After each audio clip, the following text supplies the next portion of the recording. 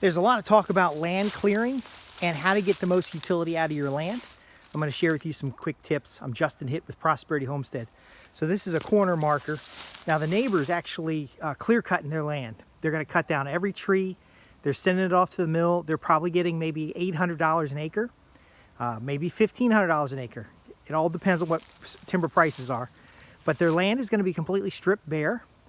They're going to experience erosion issues. They're going to experience the change in temperature on their home. Their home's normally in the shade. It's going to cost more money to heat, more money to cool, and ultimately they're going to have a few challenges. However, clear cutting the land is useful in some cases, and most people, if you're going to sell a piece of property, are going to expect the land to be cleared.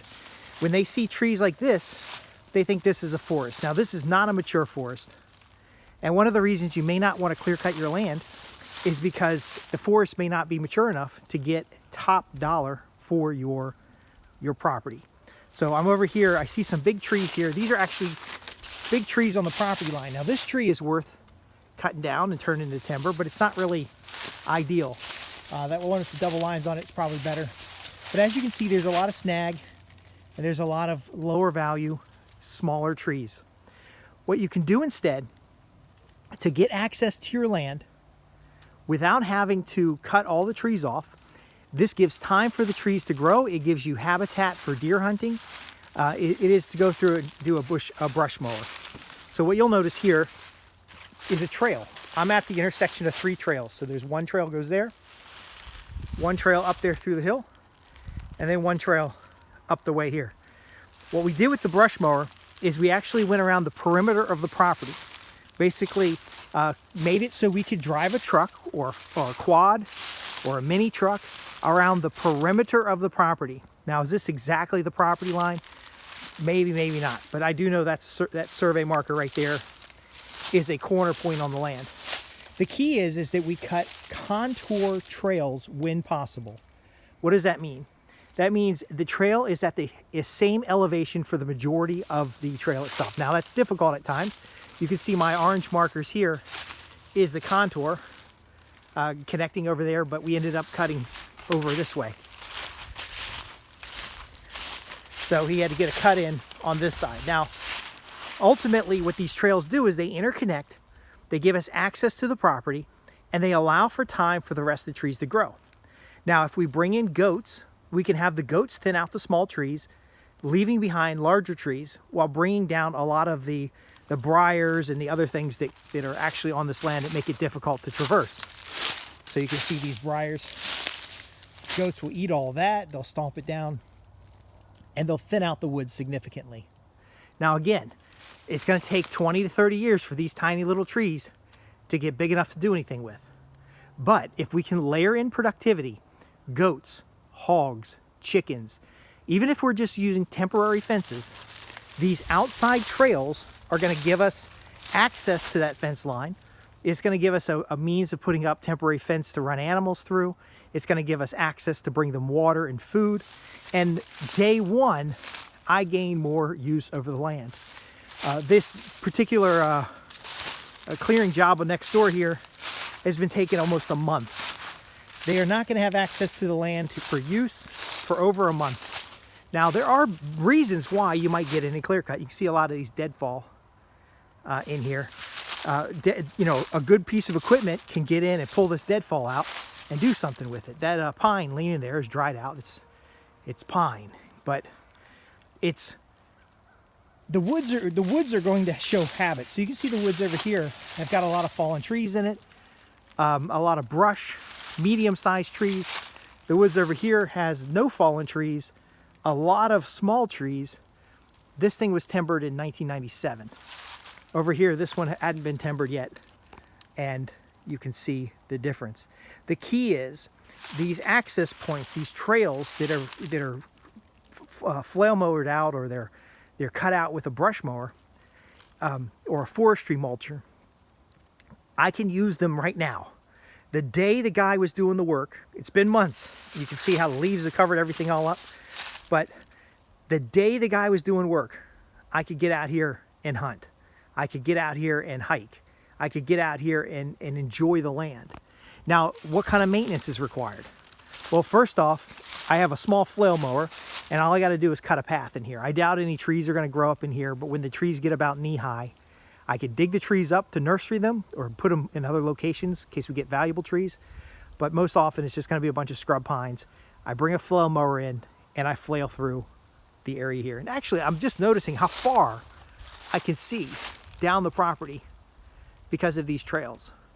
Imagine being able to see down your whole property line. There's a couple spots here we're going to do a 300-yard range, but imagine being able to see down your entire property line, to be able to cut firewood off the edges of these trails, and then ultimately have very low maintenance but complete access to your property. Sure, there'll be times when big dead trees will fall across the path, but all we got to do is come back here and cut them up with a chainsaw. In fact, not today, but another day I'll come out here and I'll just start cutting down. See these dead trees here? Start cutting down the dead trees, cut them up into firewood. We want to keep trees like this, but you know, when the kid comes over here to camp, or people come over here to camp, we can cut down these small trees for lashings and projects. But ultimately, you don't need to cut down anything because you can get through everything. And some of the paths here are 21 feet wide. Now, the majority of the paths are only 12 feet wide because it was two passes of the mower. I didn't want them to make things too clean. I basically wanted him to cover as much ground as possible in the 2 days that we had him out here. But you'll see, I can easily, I'm trying not to get the sun in the face, but I can easily get a campsite out of this little area here.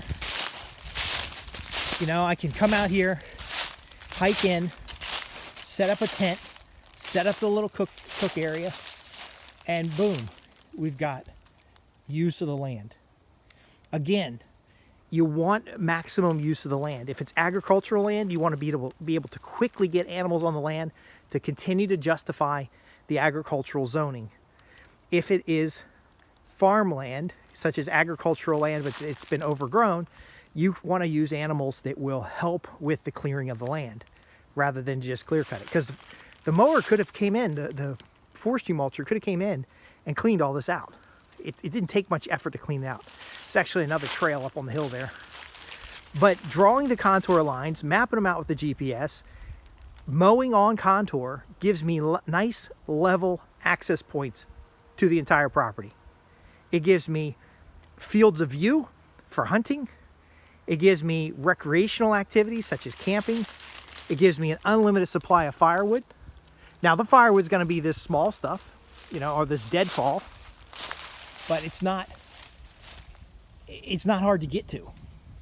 So again, before you clear your land, you want to come up with a design plan. You know, it might feel great to get that $1,500 an acre, that $800 an acre, but it takes 30 years for these trees to grow back. What if you could get that much an acre every year?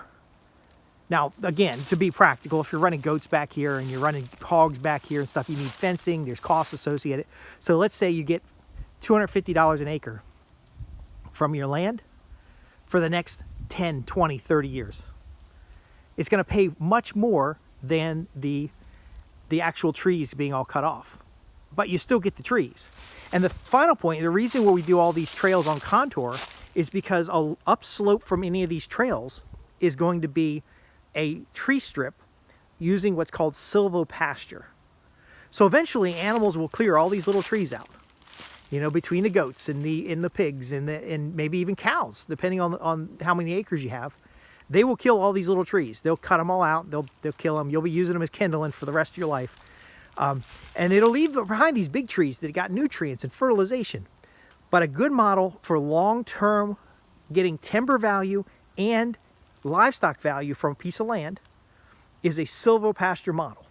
Now again, you don't need to have goats and pigs and stuff out here if you don't want to. Maybe your land is hunting land and you want to make sure that you can safely enter and exit the land without much frustration or problems with access. Because you get a 200-pound deer, you get a 100-pound deer, you want to be able to get it out safely.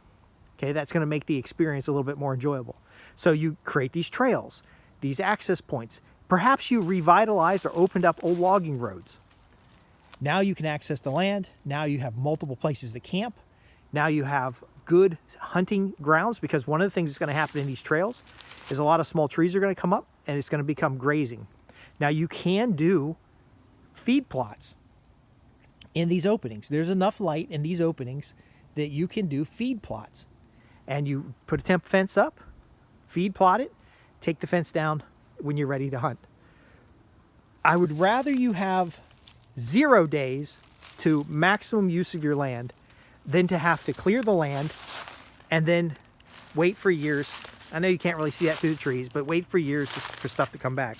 One of the challenges of the land next door, and I'll you know, it's not a bad piece of land, but one of the challenges of the land next door is when you take down all the trees, there's a lot of slopes where you can have water erosion problems. In my case, this piece of property here, the brush mower doesn't open up the land in the sense of scarring the soil. So what you end up here with is a nice layer of leaves, wood chips. In fact, everything under here is just forest floor. And now we have a Fertility. One of the things that we'll do with this particular piece of property is we're going to put mushroom rafts back here. So along some of the trails, we're going to actually build like a pile of wood chips and then inoculate it with mushrooms, chicken of the woods, blue oyster is what I'm cultivating right now. And then that'll give us some value off the land. There's a lot of forage opportunities out here. Again, I already mentioned the hunting and the camping. And just clearing out deadfall. See the dead tree in there? And there's a couple more dead trees that fell down over here. Just clearing the deadfall will give you more firewood than you know what to do with. And of course, this particular piece of land has rock piles everywhere. So we'll actually access some of these rock piles because we're planning to do a foundation for a building. Now again, you could clear the land off and get 1 or 2 trees, but you want to grow that value up. You want to grow that tree out. You want to get something from the land right now.